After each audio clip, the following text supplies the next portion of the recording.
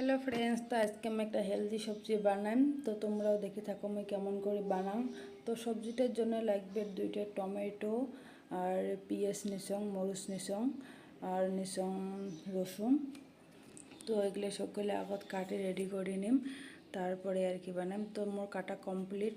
এই দেখো পিঁয়াজ কাটা হয়ে গেছে। পরে কিন্তু কড়াইও গরম হয়ে গেছে, গরম হওয়ার পরে তেল দিলাম, তেলও গরম হয়েছে।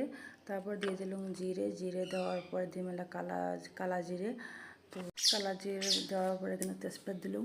আর মই কিন্তু তোমাক কম নাই যে আমি কিসের সবজি বানাম। বুট আছে যে বুট আর একটা মানে কাঁচা মুগ ডাল দেয় আর কি, ভিজি থুয়ে আর কি তারপরের দিন বানা লাগে। তারপরে কিন্তু আমি রসুন দিয়ে দিলাম, রসুন লাল লাল ভাজি নেওয়ার পরে তারপরে দিয়ে দিন পিঁয়াজ। তো পিঁয়াজটা আর কি লাল লাল করে ভাজা লাগবে।